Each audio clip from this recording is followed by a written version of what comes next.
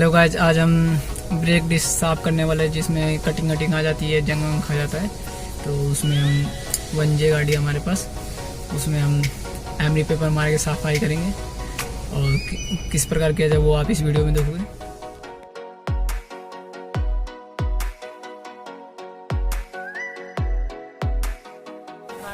Break dish हमारे, इसमें हम पहले एमरी पेपर मार के सही करेंगे।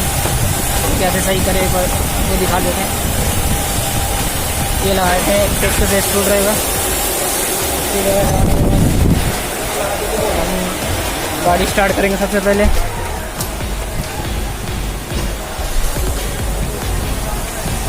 ये हमारी गाड़ी स्टार्ट हो चुकी है और गियर में लगा देंगे,